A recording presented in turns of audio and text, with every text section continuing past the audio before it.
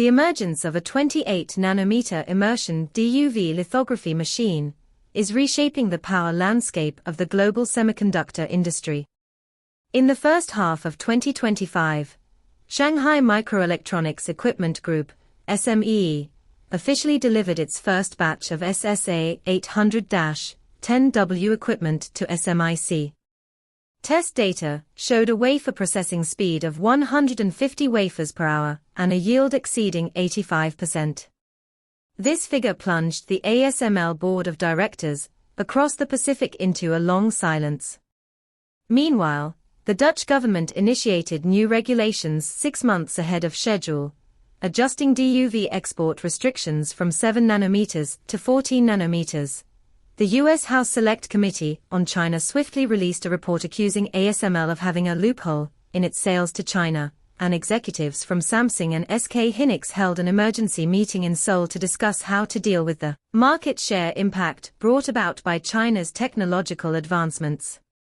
Is all of this a coincidence, or has their worst fears actually materialized? As is well known, due to changes in the external environment, chip foundries such as TSMC and Samsung are currently unable to freely ship to the Chinese market. To address the challenges of high-end chip production, domestic companies began by developing semiconductor equipment and software, aiming to overcome the Western bottleneck problem by achieving complete domestic production across the entire process. In fact, Shanghai Microelectronics Equipment Group, SMEE, started its DUV lithography project as early as 2010, focusing on 90-nanometer dry lithography equipment. While foreign companies considered this outdated and obsolete, SMEE gradually perfected its domestic equipment supply chain using what the West deemed obsolete. In 2019, the US imposed chip control measures on China, subsequently restricting ASML's delivery of advanced DUV lithography systems to the mainland. Under this bottleneck strategy, the only way for the domestic chip supply chain to break through was through domestically produced equipment.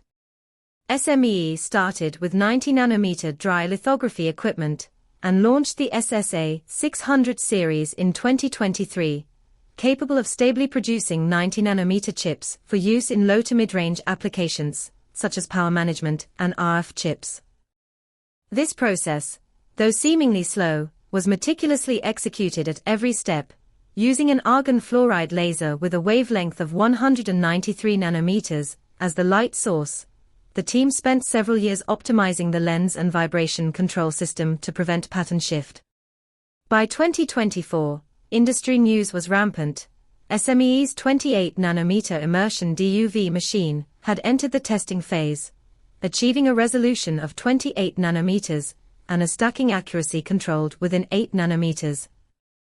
This news sent the entire semiconductor industry into a frenzy.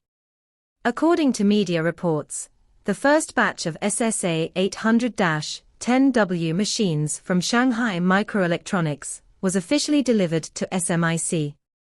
This wasn't a sample machine in a laboratory, but rather industrial-grade equipment ready for production line verification.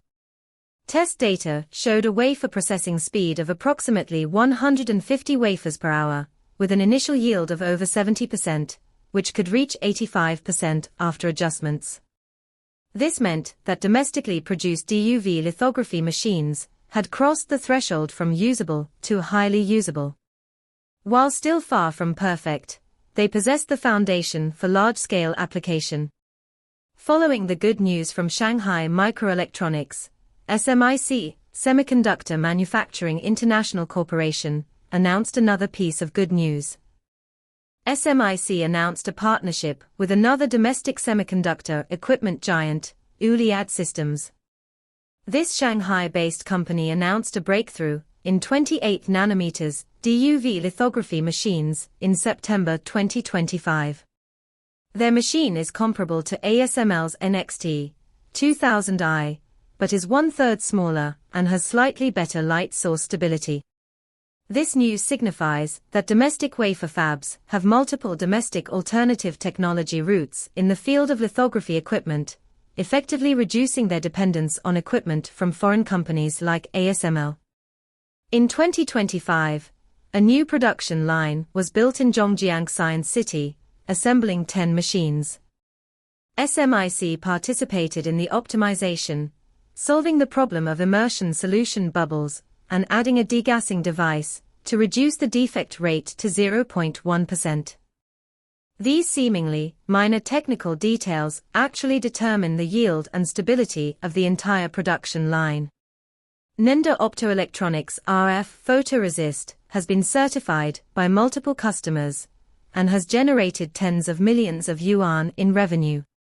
This comprehensive breakthrough in both hardware and software directly benefited Huawei's Kirin chips and Ascend series.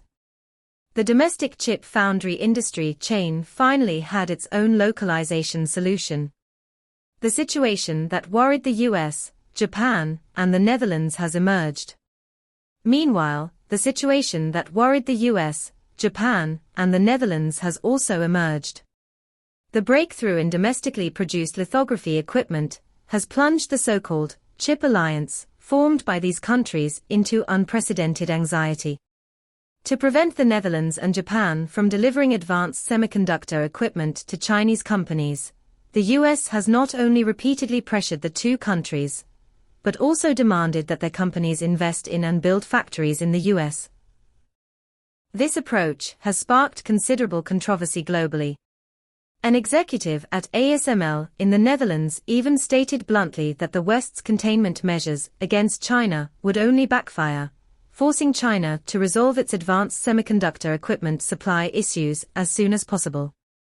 In August of this year, the US revoked equipment exemptions for Samsung and SK Hynix's factories in China, requiring them to apply for licenses on a case-by-case basis, causing the stock prices of several related companies to plummet. In October, the House Select Committee on China issued a report criticizing ASML's sales to China for loopholes and urging comprehensive regulation. This hysterical reaction precisely illustrates that America's chip hegemony is being constantly shaken. Faced with the US's ever-increasing chip control measures, Japan and the Netherlands are losing market share in China. The US, on the other hand, is losing its say in the future-related industrial chain. Once China builds a chip industrial chain that does not include sensitive technologies from the US and the West, those who previously implemented the US chip control strategy will pay the main price. In the memory chip field, this situation has already emerged. Yangtze Memory Technologies' 3D NAND technology has achieved a leading position in the industry, and even South Korean companies like Samsung and SK Hynix have to purchase patent licenses from Chinese companies to produce chips. This shift from rule follower to rule maker is precisely the situation the West least wants to see.